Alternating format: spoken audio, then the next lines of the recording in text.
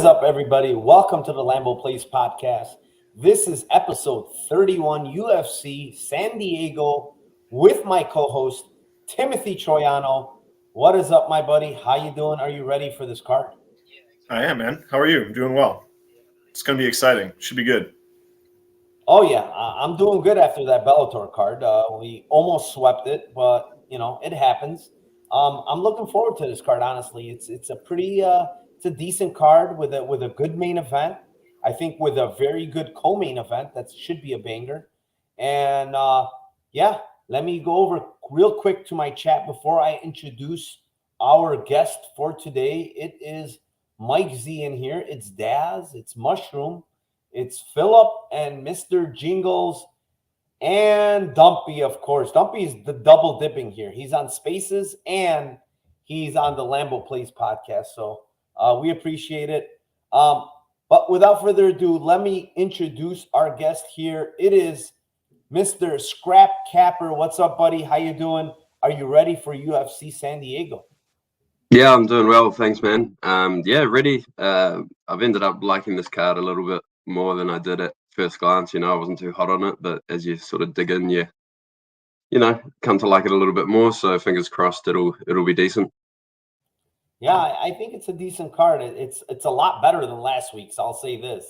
So Tim is gonna go in and out. It looks like his internet is like probably one of the worst internets you can have, but he makes it work. With that being said, we will move on and kick this breakdown with fight number one. It is Yusuf Zalal versus Damon Blackshear. Tim, what do you have here for your Lambo play? Okay, yeah, I think this fight's going to be kind of – you have the edge on the feet slightly with Zalal striking. Volume's going to be there. He's going to have the big cage to kind of get in and out. I think Blackshear kind of struggles to cut off the ring and strike with people who do that. So I think the advantage there is going to be with Zalal, but I think the wrestling and the grappling and the control will be kind of on the Blackshear side. So fight to end and split is plus 450. Blackshear's 10-1 and Zalal is 7-1. So I don't mind those at all.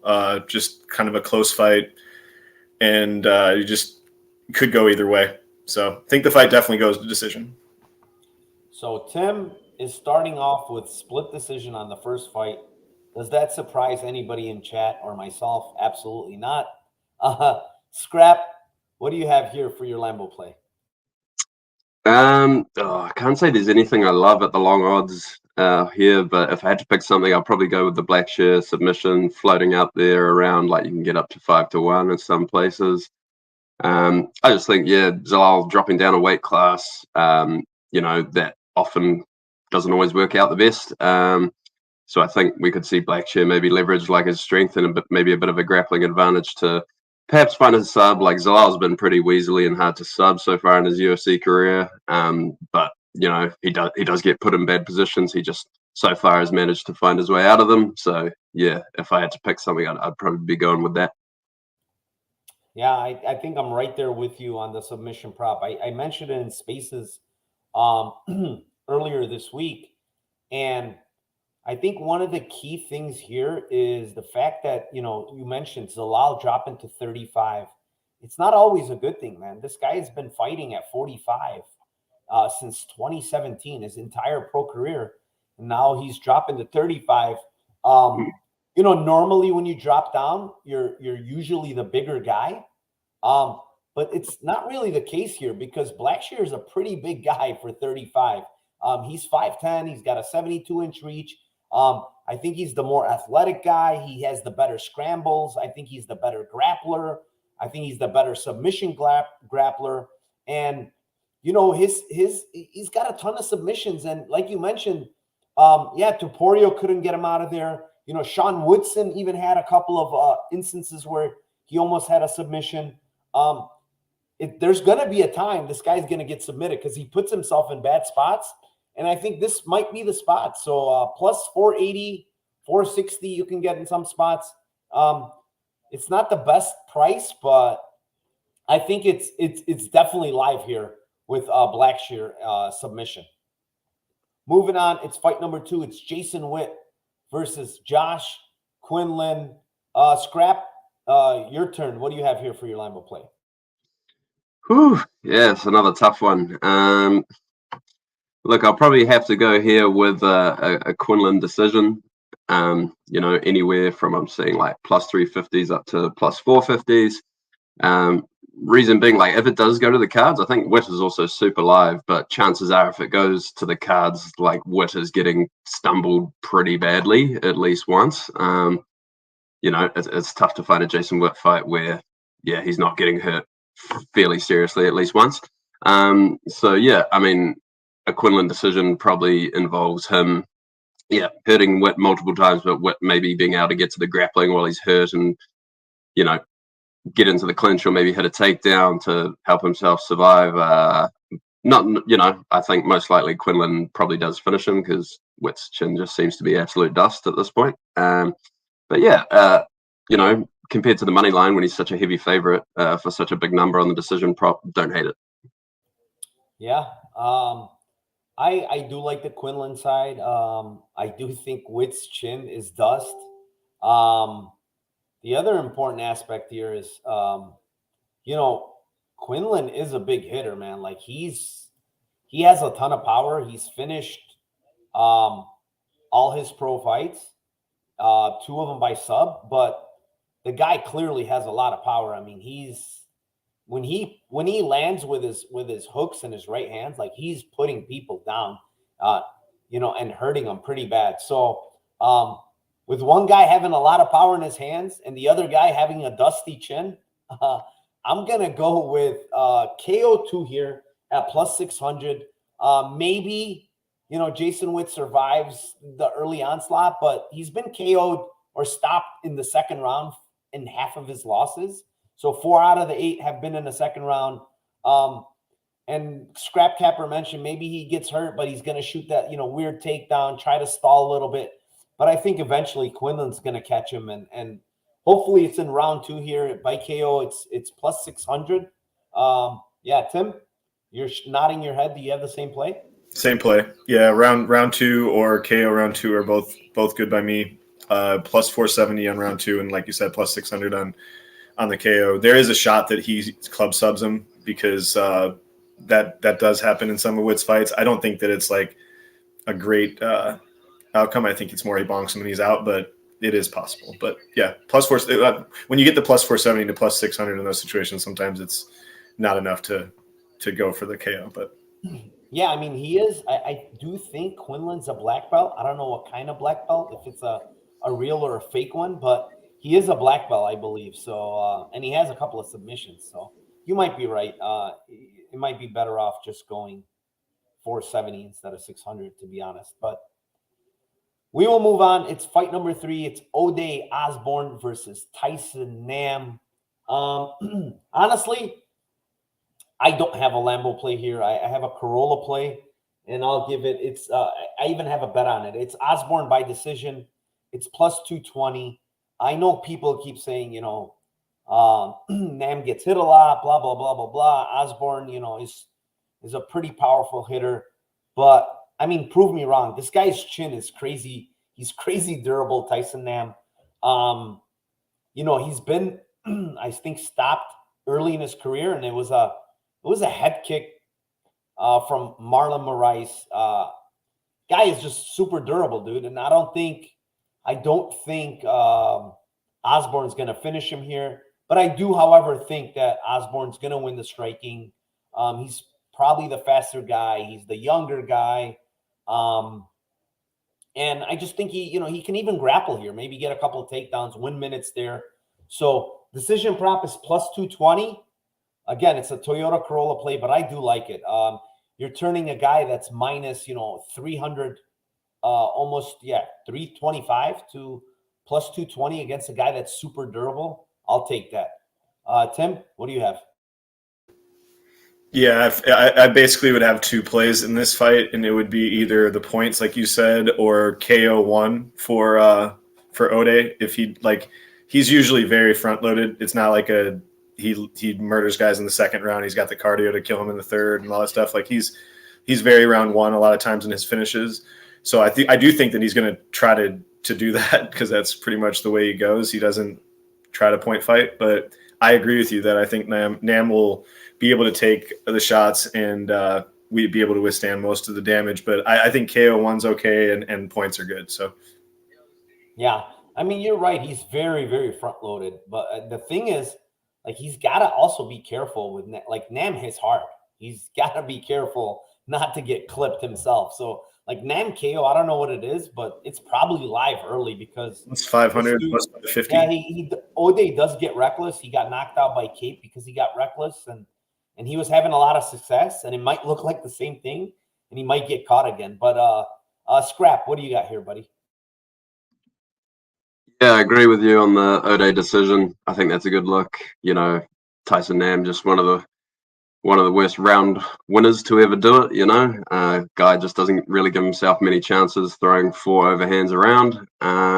So yeah, I really like that O'Day decision angle because Nam is durable as well, and he's not a great grappler, but his like first layer takedown defense pretty solid. O'Day's not got amazing takedowns or anything. He could maybe hit one here or there, but he's traditionally not a strong wrestler and doesn't have the cardio to back it up. Like you guys said, I think his finishing equity is pretty much all in the first round. He doesn't seem to carry his power much past the first round. He slows down big time, as we saw in the CJ fight.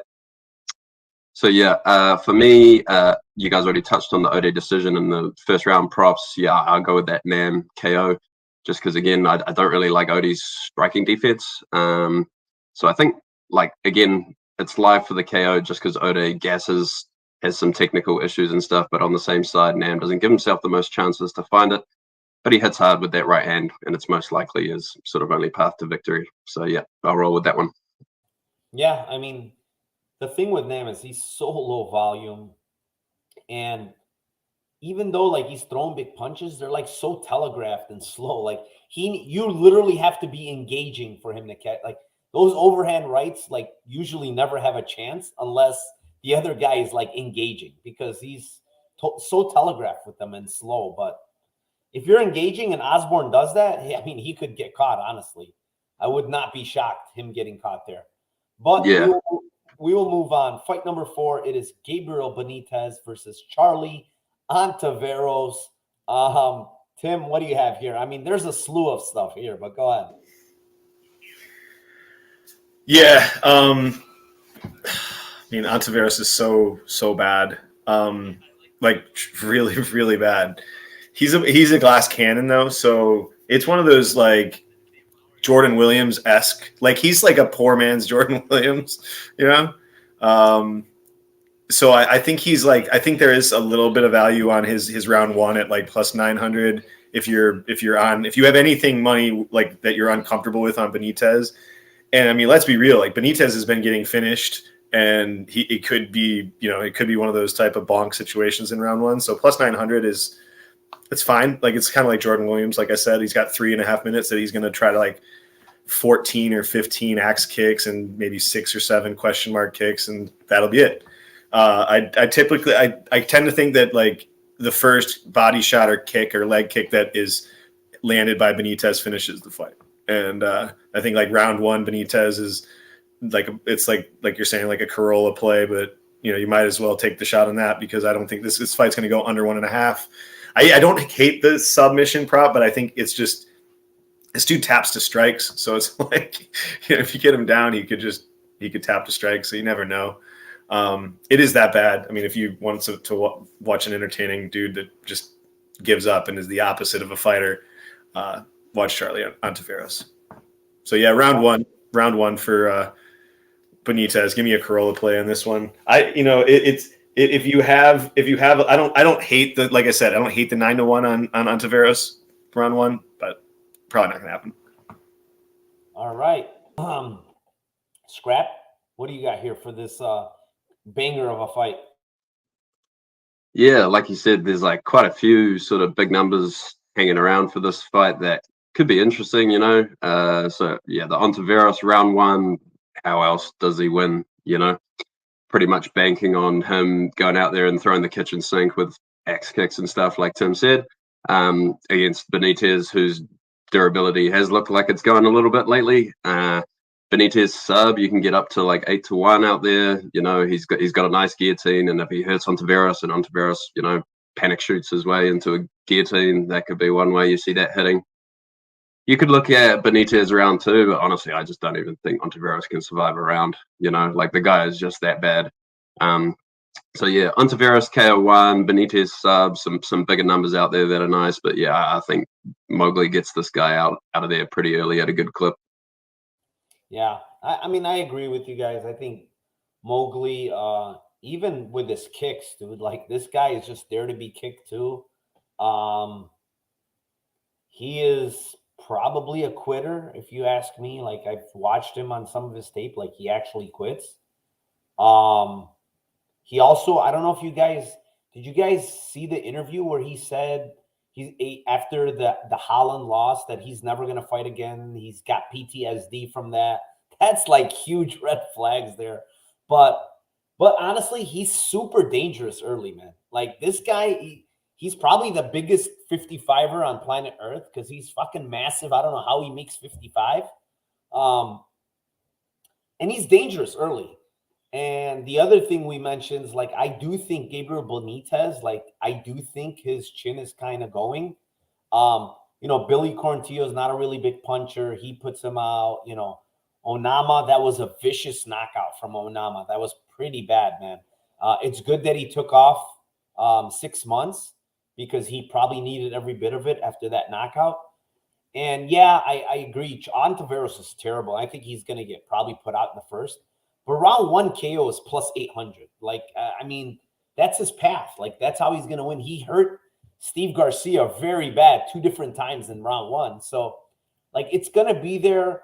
You know, Benitez is there to be hit in the first round. He might be, you know, he might catch him with a kick. I mean, you never know. So, plus 800, it's not a bad look for Ontiveros. I think that's his shot. Round 1 KO, and it's plus 800. So I don't see the lines anywhere on this, but what is the round 1 sub on Benitez? Round 1 sub Benitez is on. You can only get it on Bet Online, and it is. I'm trying to think here. 2,500 plus 2,500. That's good. Yeah, the thing is, you know, Ontiveros never been subbed in his career. No, I'm not saying that, but I'm just saying, like, it kind of. I'm on the mindset of I totally think that the sub could happen, like you're saying, and like Scrap Capper was saying, but it's more okay. This isn't going over 2, right? So if you why take the sub 3 or why you could. You want to know what's crazy about Ontiveros? Early on in his career, he's faced Jeff Neal and from Bellator, Michael Venom Page, early on in his career. Obviously, he got stopped by both guys, but it's just funny that this guy has faced these guys. We have two of the like worst chin and worst durability or heart fighters in like the history of the UFC in the same week.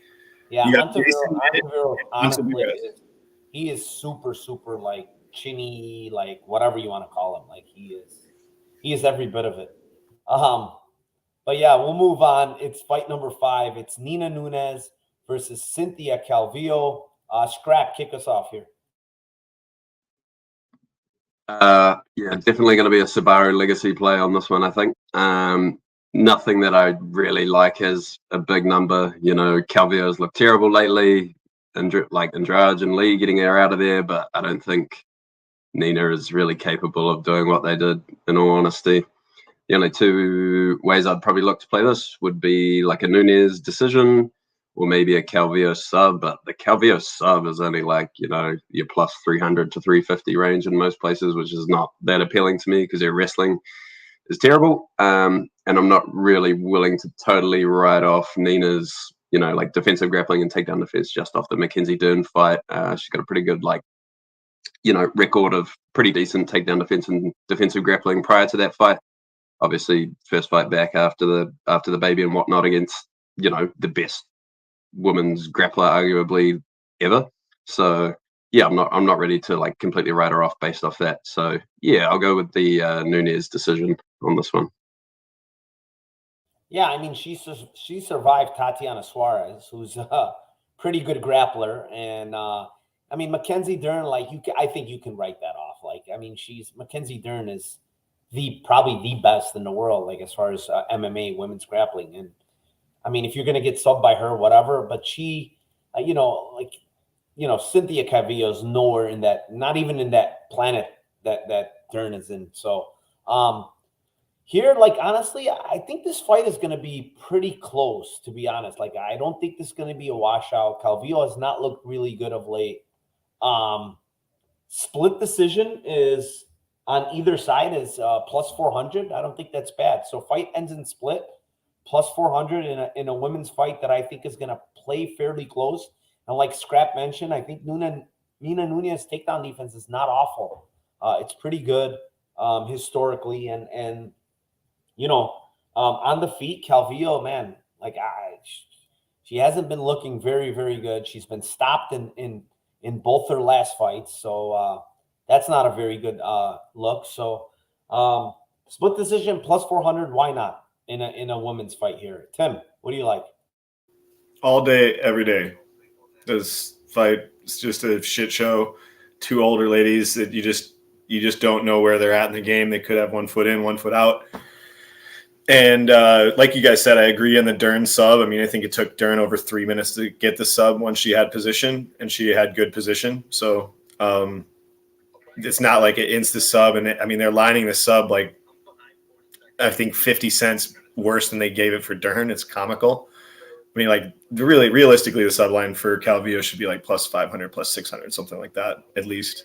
So that's not playable to me, even though it is a potential outcome. I'm with you on the splits, though. I kind of think as Nunez gets the split more. I just think that she's going to be having more, like being able to do more damage on the feet and more of the, the grapple and cage push type of style fight is going to go to Calvillo. But we've seen like recently judges are kind of leaning towards the damage. So I'll go with you on the split on the 400, but I'll take the 10-1 shot on Nunez by split decision. I like that a lot, actually. I actually do want to mention, because I had it written down, it's pretty important. It's Nina Nunez is coming up to 25 here, and I think Calvillo has been at 25 for a little while now, so there might be a little bit of a strength advantage here for Calvillo because of the weight jump for Nina Nunez. So I think that's something to. I totally agree. That's a great point, because the fighters that she's really been not even interested in trying to grapple with have been so much stronger than her, and she's had absolutely no chance, and she's been way, way smaller. And I've actually, like, that's been part of the capping in her last few fights. Like, she's not big enough to do what she wants to do against these people, as well as you don't even know if she's going to go for that game plan. So yeah, I'm with you. I think that's one of the only things that kind of scares me off of like the money line and betting this really hard. I think it's important. I mean, moving up against, a girl that wants to grapple, its strength is going to be an issue maybe. Yeah, we'll move on here. Fight number 6 is Lucas Bresky versus Martin Boudet. Here comes my long shot here. I've been saying this with this asshole every single fucking fight, and he doesn't seem to be doing it. But Martin Boudet, he's a brown belt in BJJ. He has accolades, ADCC, I believe, accolades with this guy. And he gets people down and just doesn't seem to want to grapple. He just wants to pound them out. He did that against Lorenzo Hood with knees. In some other fights, like I watched on Octagon, like he had guys, but he decides to just pound them out instead of going for a submission. I do think he has one fight he won by submission. But listen, Lucas Bresky is a Polish fighter that's from that area, This guy's fought a bunch on the Octagon, which I think is from Poland. Why not take this guy, fucking submit him here? Sub 2 is plus 2,800. Sub 3 is plus 4,700. Like, he's the much better grappler if this fight gets to the ground. And if Bresky decides to give him some resistance, as far as he's not going to give up to the strikes, hopefully he gives up his back. Hopefully he gets a choke, something like that. Like, it's a huge price. for a guy that's the much, much better grappler. So I'm going to take a shot. It's plus 2,800 sub 2, plus 4,700 plus sub 3. Tim, what do you got? Where did you get those lines at? 4,700 is on FanDuel, I believe, sub 3. And let me see here. Sub 2 is, I believe, was on somewhere else. Let me see. Give me a second. Yeah, sub 3 is 4,700 and 2,800 sub 2 is on BetOnline and FanDuel. Okay. Yeah, his sub, if you wanted to combine them together, they're plus 1,900 on FanDuel too. That's not terrible. Okay. Yep. I'm with you, man. I think round 2, I think I'm definitely going to be tailing you on those. I love those. I think round 2, round 3, just in general, are good for this situation, this fight. I'm going back to the well on Boudet. I had him on violence round 2, round 3 on Barnett, and I kind of think I don't know, man. I thought he had chances to get him out of there, and then I thought it got a little bit shitty there with the ending of that fight. So I'm going to go back to the well again and do the round 2, round 3. I think, like you said, I think Lucas has 3 minutes to like completely shoot his load, and then that's all he's going to have, and it's just going to be, like you said, what choice does he want to try to do? And he could also win a decision because he does fuck all every once in a while. So just he fights very close because of all the cage push and stuff like that. It's not like he wins dominantly standing. He needs a lot of boredom. So yeah, give me round 2, round 3, plus 500, plus 1,000. But I'm definitely going to be tailing you on those subs. I love it. All right, Scrap, what do you got here, brother? Yeah, I agree with you guys on those like sub long shots. The only thing is, like for me, Boudet is definitely the better grappler, but he doesn't always seem particularly interested in actually taking guys down. He seems to just want to hold them on the cage and need their thighs. Maybe it's he doesn't want to expend energy, or maybe he doesn't have the wrestling. I'm not sure. But yeah, there's a few ways you can play this one that I like. I like Boudet by decision, honestly. I think this one's going long. Bresky's a terrible gasser, but unless he actually gets put on his back, I don't think he's at too high a risk of being finished, because like you saw, Boudet couldn't even get Barnett out of there, who's a massive quitter, tiny for the weight, had a broken rib, and took the out when it was given to him. But like I'm not even sure Boudet would have finished him if that fight had been left to play out. So you can get up to 3-1 on that, which I like. If you can get those like round group props, Boudet round 3 decision, I think that's a good look. I'm going to go out on a limb as well. I don't hate Bresky decision either. Like I think this one's going to the cards. If you can get like Bresky decision better than 5-1, Bresky split, Tim, maybe you can let us know what the price is on that. Reason being, Boudet just doesn't like fight with big margins, because if he's doing his wall and stall thing, right, he could do that for 4 minutes, and if they get separation with 30 seconds to go and Bresky can let go with a big flurry, the rounds are always live to be stolen. Don't get me wrong, like I think Boudet is rightfully favored and as a pretty good size favorite, but I just think there's scope there for like rounds to be stolen. Bresky's got pretty bad cardio, but he's not useless. Like he can strike in combination. He's got good leg kicks. Like these are all things which are pretty good for a heavyweight to have. He's definitely not the better grappler, but he's not completely incompetent. Like he understands underhooks and all that sort of stuff. So, I wouldn't be surprised if he's able to win a round here, and if he somehow managed to sneak 2, like I don't think it's likely, but it wouldn't shock me. Do you got that, Mike? I don't have that on DK split for Bresky. He's got to be, I would say he's plus 500 or something like that for points. So he's got to be like, Bresky's going to be 20 or 24-1 on split. Yeah, it's definitely going to be big. 20-1. Yeah, good guess. All right, so I'll take over. So yeah, I love that, Scrap. I think that's awesome. Like you said, I mean, I even mentioned that at the end of mine that like he's not winning by big margins. This dude it's boredom and it's just cage push, and definitely a chance for.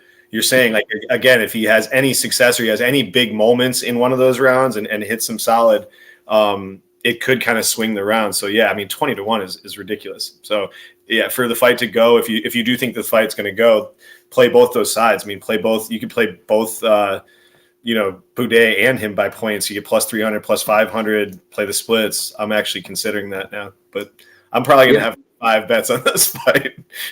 Yeah, I think it's a really live outcome. Like Brzezinski, don't get me wrong. I'm not saying the guy's good, but Boudet just doesn't do much. He doesn't want to be at distance striking for more than 10 seconds at a time. I don't think he's going to get hit clean because he does have a good high guard, but like Brzezinski's just going to be able to tee off with whatever he wants, right? And then Boudet's just going to be running in, forcing the clinch. And the optics of that are never great, right? When one guy's teeing off with strikes and the other one's sort of, panicking, try to initiate the clinch because they don't want to be striking. And, Brzezinski, I've seen him on the regional scene, a bit of wrestling. He knows how to underhook.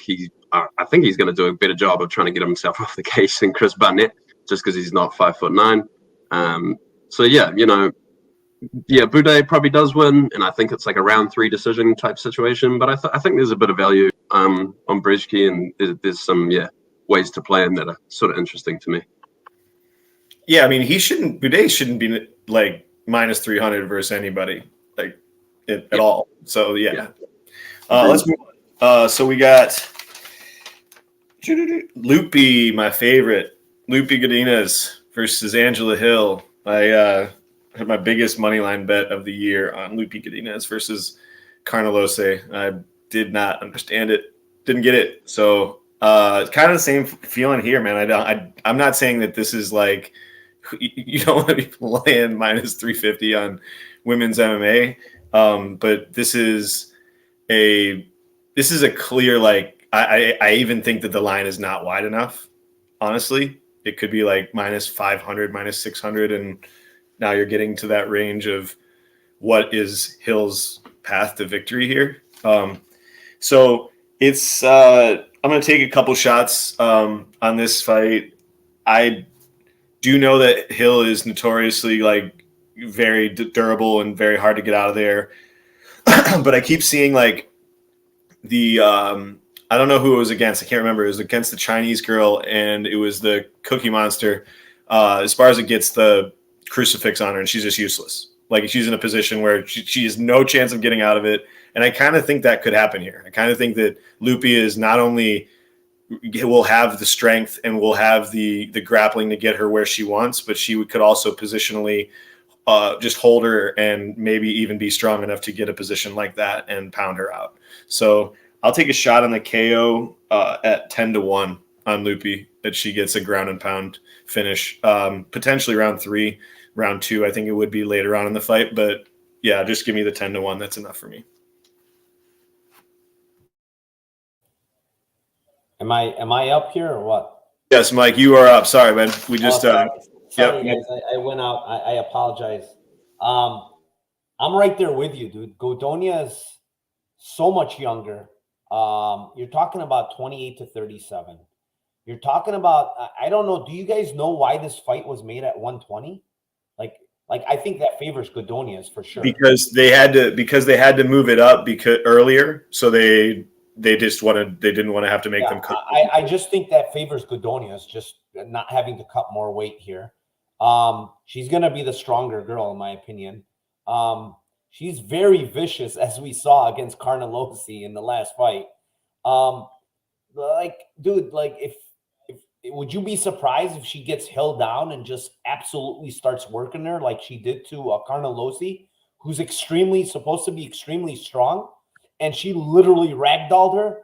Dude, I would not be surprised if the same shit happens to Angela Hill here, but I think Angela Hill is probably going to get pounded out if that happens with her. So she's 37 years old. She's on the way down. The other girl's on the way up. KO is plus 1,200 on Bet Online. I'm going to take some of that. That's all I got to say. Scrap, did you go over this? No, not yet. I pretty much agree with what you guys are saying. Like it's the Loopy finish angles, are the way to do this. Surprised the split between KO and submission is so big. If Loopy's able to get those dominant positions, I think, it's a bit closer to 50-50 than what the odds imply in terms of how she gets a finish. ITD line is good as well. Like Loopy being the bigger girl, having the advantage with this being into the catch weight, better grappler. Angela's really starting to get up there in age, and she tends to take a fair bit of punishment in her fights. So yeah. In terms of the Lambo plays, there's only really one way to play this, I think, and it's those loopy finish angles. Yeah, it's hilariously off compared to sub. Like sub is 500, 550. Why is KO 1200? Makes zero sense. But we got a hater. We have a Lupe hater in here, and we know who it is. It's Mbe.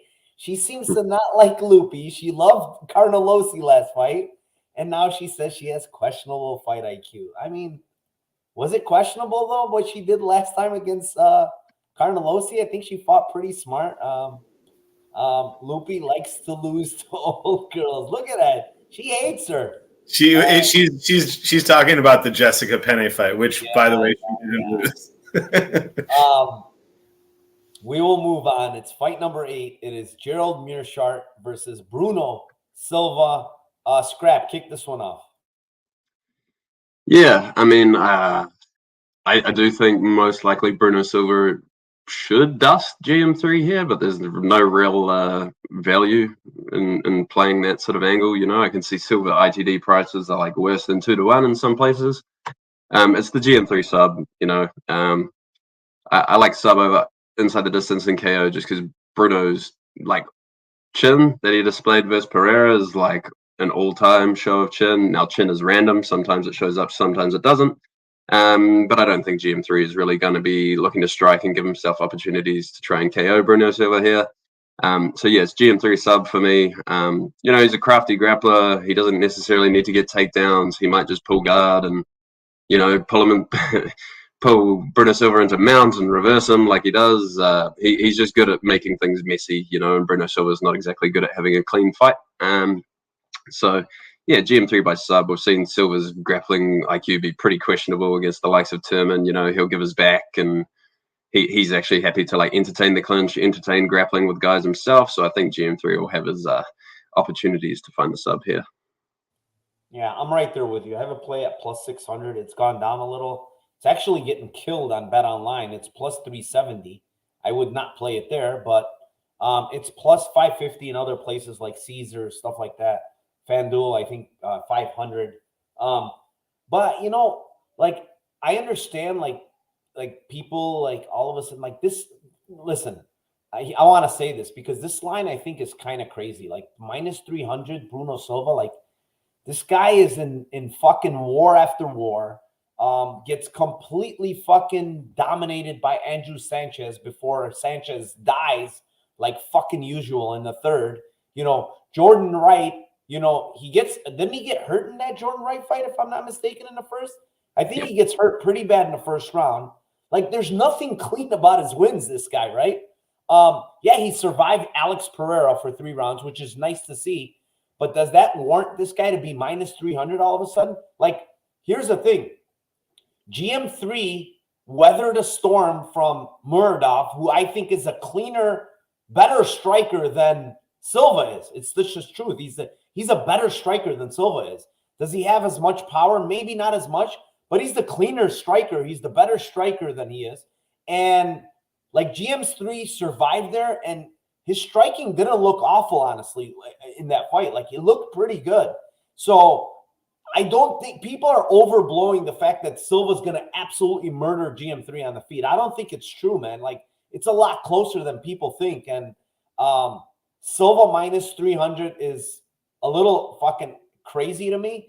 I might actually have a play on GM3 here, just money line, because money line is plus 250 in some spots. But yeah, submission, I like the submission because if he gets this fight to the ground, he's going to be the much better grappler. I don't care. Bruno Silva got his black belt somehow after getting ragdolled by fucking Andrew Sanchez for 3 rounds. Who cares? Like, that's bullshit. That's a bullshit black belt. So give me GM3 by submission. Tim, what do you got? That belt cannot be any whiter after that performance. That was horrible. So yeah, I had Sanchez. That was ultra pain. Sanchez by decision too. Stop reminding me of that damn fight. Anyways, yeah, I'm kind of with you guys. Yeah, sub 3, for GM3, and I kind of I kind of even think like if he gets bonked and goes down, that Silva might go into his guard, be dumb enough to do something like that. Honestly, I really do. So yeah, give me the sub. Nothing to add to what you guys are doing. GM3 is a classic ass pull sub dude. He's gonna definitely be there. Love the bets.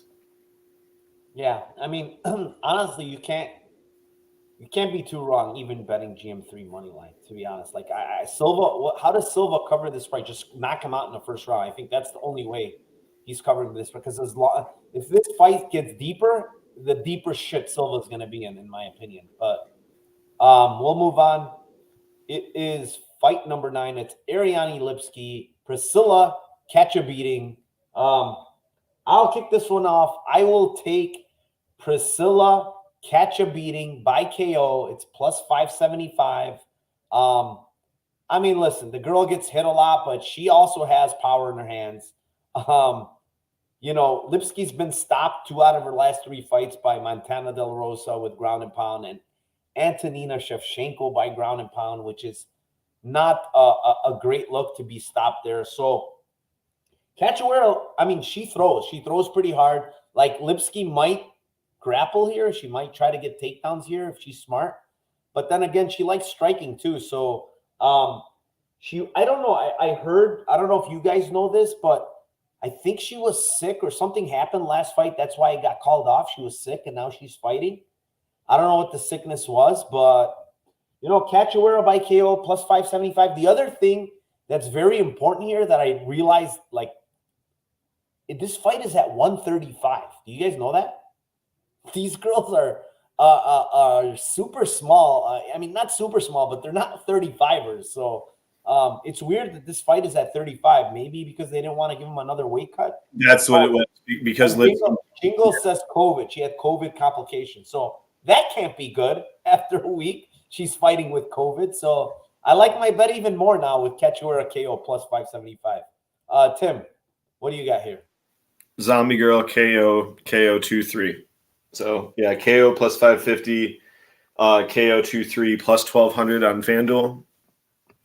Same thing. She's the Lipski does not like the style of fight that Cachoeira is going to bring to her unless she just totally grapple fucks her, which is something that you're not. I mean, if you're betting Lipski by sub and you're betting like that type of fight, it's not based on anything predictive in the UFC. You might see it in pre-UFC tape, but you're not seeing it in the UFC tape.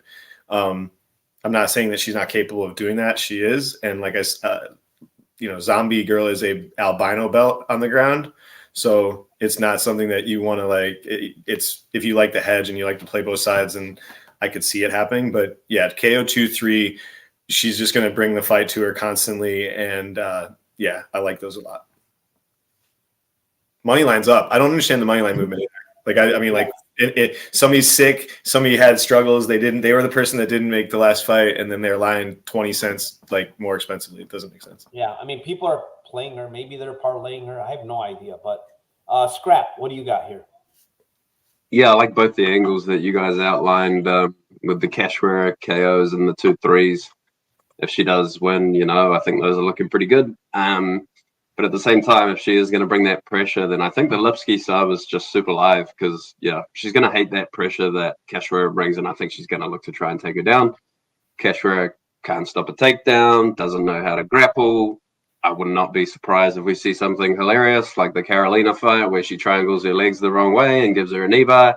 So, yeah, I mean, if Cachoeira is having any success on the feet, I think Lipski will be starting to look for some takedowns, and just with how bad Priscilla is on the mat, I think Lipski sub at what can you do? There's 5-1s or even better out there floating around. I think that's worth a sprinkle.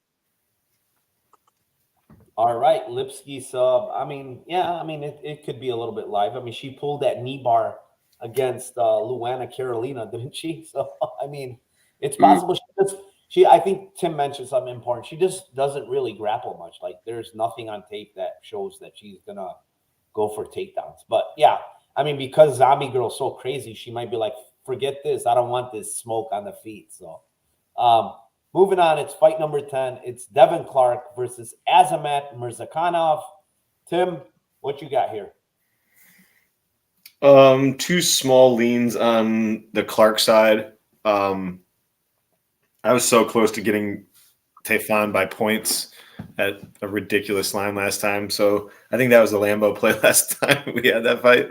And he just gets bonked in the third round. I think he was minus 300 or a little bit worse than that, or a little bit better than that, and going into the third round. So I think Clark is good enough to do what he does and stay durable enough and use his wrestling and grappling to win a decision. And I also don't hate the round 3 for Clark at plus 1900.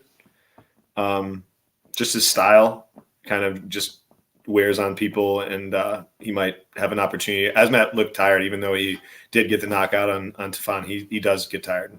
So take a shot.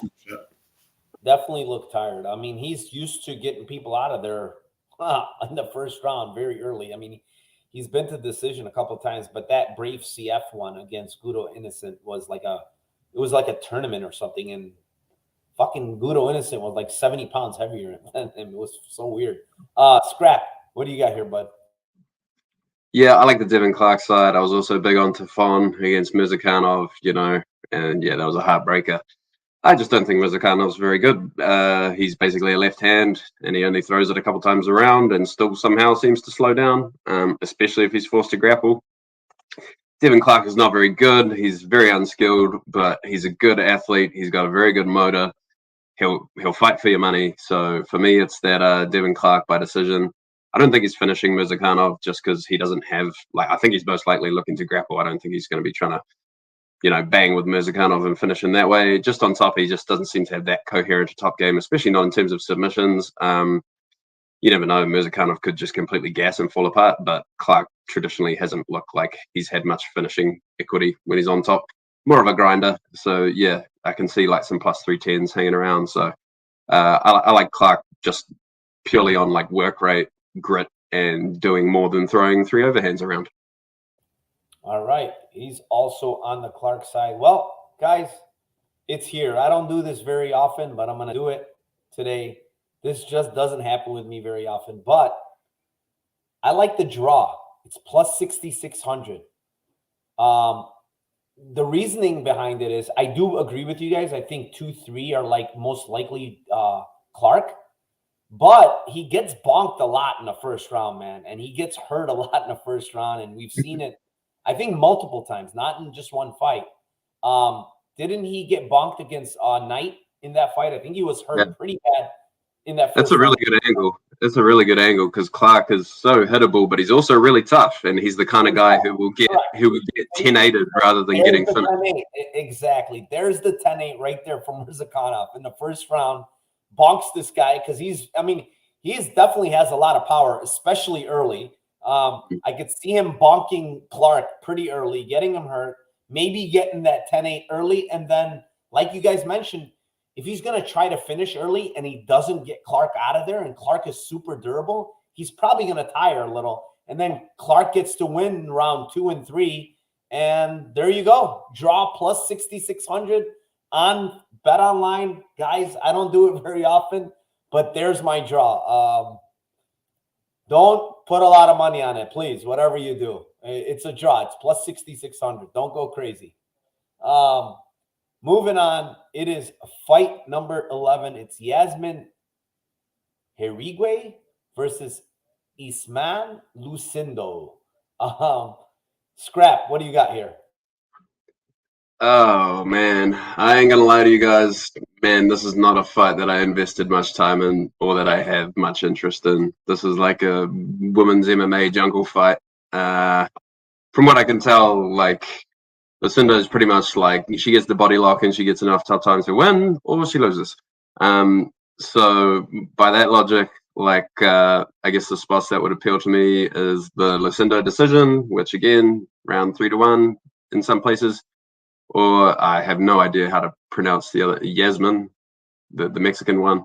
Her by KO would be the other way I'd be interested in playing it, just because Lucinda just doesn't really seem to have any sort of striking game to speak of, and she's quite short, quite tiny. It's going to be, easy for her to land strikes anytime they're at distance. But yeah, this is quite easily going to be my bathroom break fight for this card. Yeah, I mean, I don't blame you. It's low level. Eastman Lucindo is only 20 years old, so she's super green, super young. Yes, she has 17 fights, but like you mentioned, they're like in jungle fight and all these terrible fighters. Yasmin actually on the feet is pretty decent. Like she does throw with power. She does throw pretty accurately. Um, Lucindo is pretty terrible on the feet. She relies on her grappling, but I'm not sure she's gonna have like a lot of success like taking down Yasmin here. Like even if she does, I think Yasmin like is she scrambles to her feet pretty fast. In the striking, like she's the way better striker. She was much longer. She's the bigger fighter. KO is plus 310. She has a bunch of KOs on her resume. Um, yeah, I mean, one, two, three, four, five. I mean, 6 out of 8 wins for women's MMA by KO, even though she's facing low level. It's pretty impressive, honestly. She has power in her shots. So give me that plus 310. I know it's not a big line. It's not something I would normally do, but Lucindo's pretty awful on the feet, honestly. So yeah, plus 310 KO for Team Mexico. Tim, what do you like? Yeah, I'm on your side there. I think the KO is. I think the books honestly don't want to get like raped on this fight by the KO prop. To be honest, it's rare. How often do they line like a debutante that's this size KO prop at plus 300? It's like super rare. So I think that they're concerned about the liability on that prop. So I think it's a good prop. I also think the KO 2-3 isn't bad, plus 600 on DK. Maybe Lucindo has a little bit of success or able to stay in the first round a little bit and then gets knocked out 2 or 3. But it is possible that she KOs her in 1-2. So I wouldn't like hammer that. I would just go for the plus 300. I think the plus 300 is actually not that bad. So. Yeah, I mean, you'll not honestly not you'll never, but it's very rare you see plus 300 KO props on women's MMA when it's especially like 100 pounders, pretty much making their debuts. Like very weird that it's only plus 300. So yeah, I mean, I'm all for it. This fight is you know yeah, they have it lined to go to decision, but it's only minus 155, which is another line you don't normally see. So, yeah, we are on the same side here. We will move on. It is fight number 12. It is the co main event. David Onama versus Nate Landwehr. I think this fight's going to be a banger. Nate Landwehr, always exciting. David Onama, always exciting. He comes to bang. Um, the younger fighter, I think he's the bigger guy here. Onama hits pretty hard, super athletic, super freak. But, you know, yeah, he lost to Mason Jones at 155 on short notice, but to me, he showed a lot of heart. He showed very good cardio, being in very bad positions multiple times, getting them out of there, getting out of those positions. Um, Nate Landwehr's problem is, yeah, he's durable. Yeah, he's tough, but he's there to be hit, man. He gets hit a lot. Defensively, he's not very good. Onama's the longer guy here. I think Landwehr might be able to survive early, but I think round 2 KO for Onama, it's plus 650.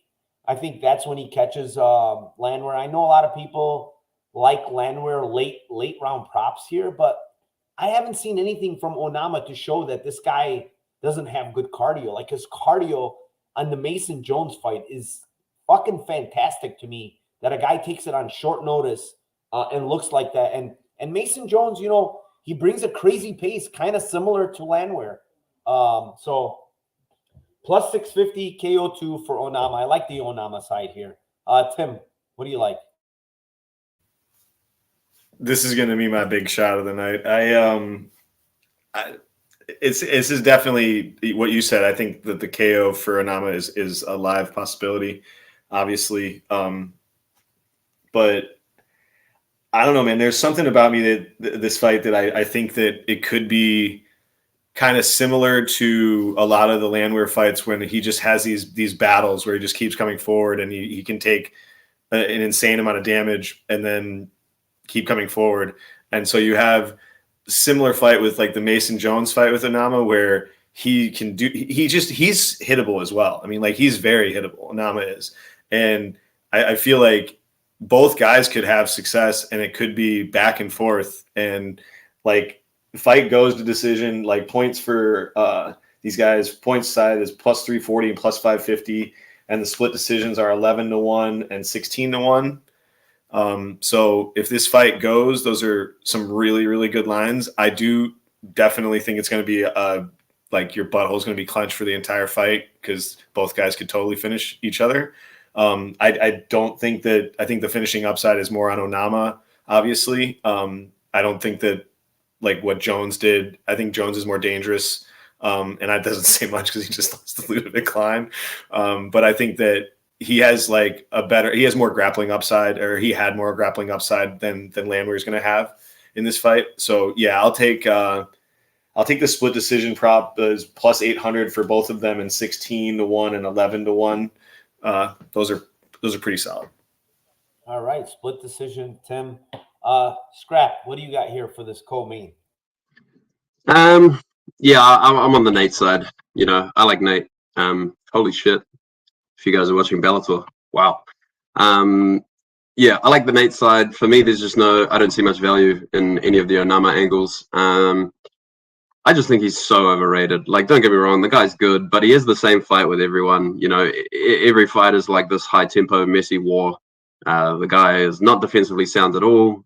He can get hit. He can be taken down. He can be put in bad positions, as we saw by a bantamweight in his last fight. So for me, it's all Nate the Train angles, Nate money line, Nate by decision, Nate round 3 decision, Nate sub or decision. Like, these are all, you know, like numbers where I see value. Big prices on all of them. Like, he's plus 300 on the money line at 5 dimes in sport bet. By decision, you can get like better than plus 5. And there's a plus 700 out there. That's insane. You know, I don't think it's likely that he subs him. I think it most likely is a decision, but, you know, you can cover that angle for like a minimal difference in price. I just think it's going to be close. You know, Nate can compete everywhere. Onama probably does hit harder. But I like the way Nate fought versus Klein. His defense looked a lot better. You know, he wasn't like so robotic with his hands away from his face as he was against Elkins, where he gave up like 150 significant strikes. He looked like a completely different fighter against Klein, you know, and I really like what I saw there. I think he can keep up on output. I think he can compete at range. I think he's better in the clinch. I think he's fine grappling. I don't think Onama's going to have an easy time taking him down or holding him down. You know, Onama, not easy to hold down himself. I just think it's going to be close, you know, like Onama does kind of have that X factor with the power. But yeah, man, for me, like plus 300 on Nate, and then like some of these prop prices on the decision and stuff are just crazy to me. So I'm expecting a close fight. You know, I don't see how Onama covers money line price tag of north of minus 300. That's just insane. So yeah, give me Nate the Train, money line decision, round 3 decision, all of those. Yeah, I mean, a lot of people I think are on Nate this week because of the line, and I think it keeps growing, dude. It's minus 350 now. And the line just keeps climbing, and people keep hammering Onama, which I wouldn't play. I think if you want Nate, just wait. I think people are still at this point at minus 350. Parlays are going to be starting to chuck Absolutely. in, and you just wait and get maybe you'll even get him at plus 300 at this point. I'm not going to play it because I think Onama wins this fight. I think the reach advantage, the size advantage is going to play a factor here. And I mean, yeah, he looked good against Ludovic Klein, but also the thing with Ludovic Klein is 45 looks like it was just not good for the guy. Like that weight cut is terrible for Ludovic Klein. It appears because he looked fantastic at 55. So yeah, let's move on. Congratulations to all those who bet the Goichi Yamauchi. Yeah. It's great uppercut. KO prop at plus 1,000,000 to 1. Was it really? No, I'm just. But yeah, before I move on to the main event, I want to thank everybody in chat. 28 of you. Thank you very much. This was the last second stream that I put up with StreamYard. I don't know why. It took me forever. I forgot. So, but there's still 28 of you here. Thank you very much. And with that being said, before I move on, actually hit the like, subscribe to my channel, please. We try to give you these big money props. We bring in guests, great guests like Scrap Capper, and yeah, we'll move on here to the main event. It is Marlon Chito Vera versus Dominic Cruz. Tim, kick this one off. Okay, yeah, I'm going to take a shot on round 3, 4, 5, 14-1, 20-1, 29-1 on Chito. I think he's a mythical creature in those rounds. And if all goes well, I think he can do his damage and finish the fight in those rounds. If he doesn't finish those, I think the fight going to decision could be very close. Don't hate anybody taking chances on the Cruz side and taking points, stuff like that, or taking splits. It's a pretty good look. But, yeah, I'll take the 3, 4, 5 for Chito. All right, 3, 4, 5, Chito. Scrap, what do you got here for this banger of a main event? Yeah, I like those stabs on Cheeto. You know, laying -200 and worse on him pre-fight is pretty mind-boggling to me. The guy loses round 1 to everyone, like, especially to much worse fighters than Dominic Cruz, especially to fighters who are much harder to figure out and get a read on than Dominic Cruz. So, yeah, for me, this is super wide. So I like the Cruz money line, Cruz by decision.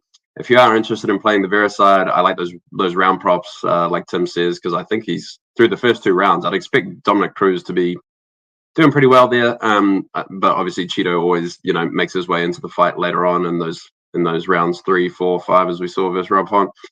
In terms of like the method of finish, I like KO, you know, plus 300 or better is pretty good. Vera sub, I just don't think it's that high a chance. He struggles to process sub guys because he can't get on top and hit takedowns. He's always the one on his back fishing for guard subs. Don't think he's guard subbing Dominic Cruz. Don't even know if club and sub is particularly live, just because he's pretty vicious when he gets guys hurt. You know, he's looking to KO guys when he gets them hurt. He doesn't really go sub hunting once he's got guys hurt. He's more of a sub hunter off his back when he's playing in the guard. So yeah, I like Vera, you know, the KO, and then within those later rounds, I think that's the way to do it. But for me, my favorite is the Cruz decision. You know, at better than plus 300, I think that's a very solid play. Yeah. I mean, I made a bet. Initially, when I looked at this fight, I said, I'm going to bet Chito. But when I dug more deep in tape, like, you have to play that. I mean, no, Dominic Cruz is old, and Chito's the young gun coming up. But you mentioned something, like Frankie Edgar's old, right? Frankie Edgar clearly won the first round.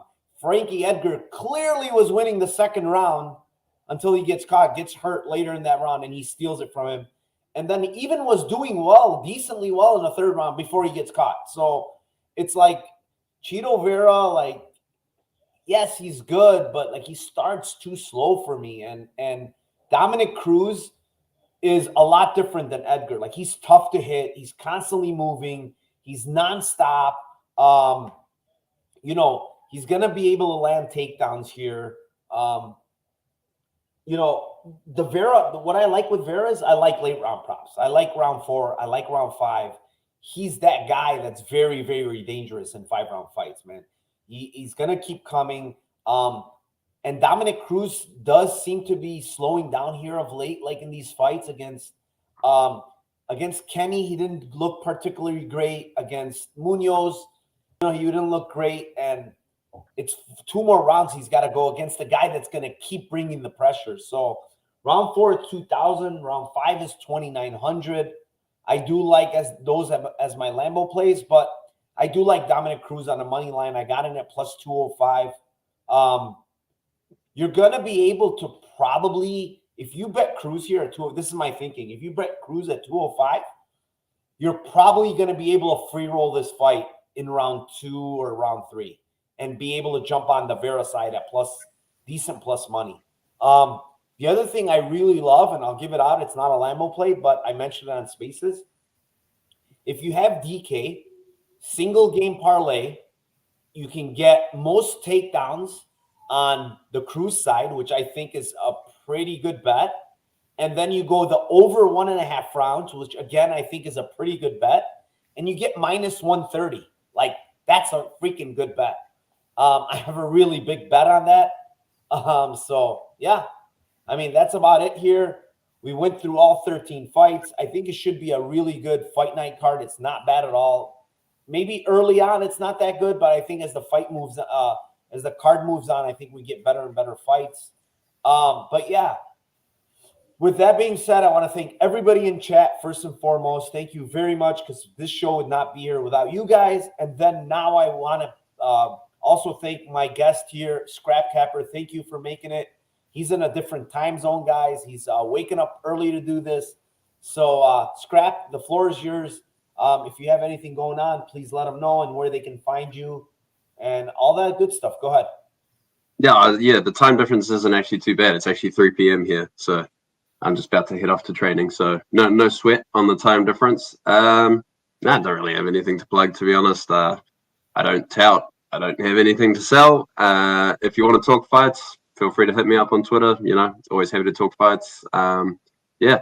Hope you guys do well on your bets, and same goes for everyone. Hope everyone makes a bit of money. You too, brother. Guys, shoot him a follow on Twitter. If you have any questions, like you said, hey, flood him with DMs. If you have any questions for me, flood Scrap Capper with DM and in his DMs too.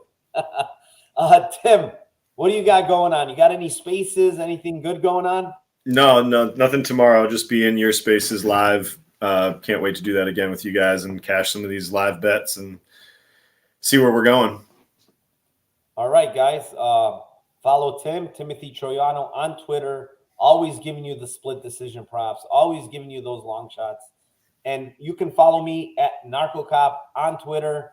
We will have a live spaces tomorrow during the UFC event. Me and UFO UFC, John Martian. We also, during the week, I probably actually will have a space tomorrow, a live space for Cage Warriors, because I have a bunch of bets for Cage Warriors.